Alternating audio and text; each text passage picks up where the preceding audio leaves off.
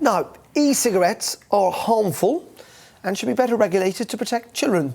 That's the view from the World Health Organization, which recommends that non-smokers should be stopped from starting to use e-cigarettes. They worry that the different flavours on offer could be marketed towards young people and hook children on nicotine.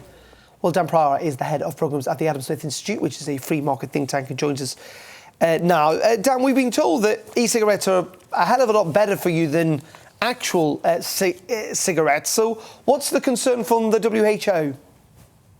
Well, I think the concern is that fairly obviously no one wants kids vaping, and there's certainly room for improvement in enforcing age restrictions. But the WHO always leaves out any sort of context when they're talking about how many young people in the UK actually vape. Less than 5% of young people have ever even tried vaping in the UK, and most of them tend to just experiment with the devices rather than moving on to become habitual users. And most credible academics, including Public Health England, don't think there's any sort of gateway effect to cigarettes that the WHO are claiming. And I think that's why the reaction to this new report and statements from the World Health Organization, from tobacco control experts and our public health bodies, has basically been shock and anger. It's a perfect illustration of how WHO's long-standing bad approaches around e-cigarettes continues to undermine our own successful approach in the UK.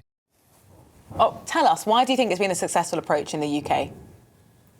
Well, Public Health England maintains, as I'm sure many of your viewers will be aware, that vaping is at least 95% safer than smoking. And we've had a situation where hundreds of thousands of people have used these devices to help quit, or at least switch to something that's far less likely to kill them. And to me, that's a massive success. The way that the UK has treated vaping and e-cigarettes has been world leading. We've been able to make it easier for smokers to make the switch than just about any other country in the world. And we haven't fallen for some of the easy traps, like trying to ban these devices, or, for example, ban the flavors that actually help people to make the switch. When I was a smoker, one of the main reasons I switched to e-cigarettes is because they had a wide variety of flavors. And yet now the World Health Organization is trying to undermine things like this in their current approach.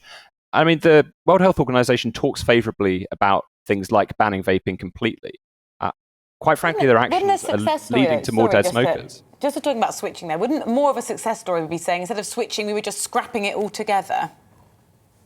Well, of course, that's the best case scenario if you want to improve people's public health. But the problem is that people don't switch. It's actually very hard to give up smoking entirely. And for many smokers, the best alternative and the thing that's likely to improve their health the most is actually doing something. And that would be switching to a product that's a lot safer than anything else that they would otherwise be doing. And I think we're already struggling to communicate the actual risk of vaping to smokers at the moment, because a lot of EU era laws means that, say, shops can't sell vapes and put "this is 95% less harmful" on their packaging. And the World Health Organization is really just making this worse. We're at a situation now where less than half of smokers correctly believe that vaping is less harmful than smoking. And that's actually been getting worse over the past few years. It's especially bad amongst those from poorer and more disadvantaged backgrounds as well. So we've got a situation where misinformation is putting people off switching to products that are far, far less likely to end up killing them, basically. And the World Health Organization's actions and this recent report is not really helping the situation very much at all. But isn't it amazing, well, it is to me at least anyway, Dan, that we all stop this kind of chat where essentially the end goal seems to be, and you look at what councils are now doing about where you can smoke, that we essentially want to eliminate smoking altogether, which seems rather odd because, yes, of course, we realise it's bad for people's health. I think universally, almost everyone in the country, whether they smoke, knows that or not. But ultimately, it's still a free choice whether you want to smoke or you don't want to smoke. And yet we seem to be trying to corral, herd, punish, shame people into essentially stopping to do it because we've all just universally decided it's a bad thing, rather than a point of principle, which is it may be bad for your health, but ultimately it's up to you to decide whether you carry on smoking or indeed using e-cigarettes. Yeah, I mean, I certainly agree. I think most people are very well aware that smoking cigarettes is extremely bad for you. And when adults make that decision, they do so in that knowledge, and that should be their free choice. But on the other hand, you've got the fact that there are much safer alternatives available. There are extremely satisfying alternatives for many adults out there. And it's a kind of win-win situation here. We're not forcing people to switch to safer products. What we're doing is offering them an alternative. And I think for me, as someone who works at a free market think tank, that's a much more liberal way of trying to improve public health by giving people these alternatives, letting them know that they are safer, and trying to push back against some of this stuff from, well, the World Health Organization. I mean, the clue's in the name, but unfortunately, this sort of strategy that they're pushing, and I think it comes from a kind of misplaced puritanism about actually it's better that people stop a nicotine addiction entirely rather than switch to something that's safer.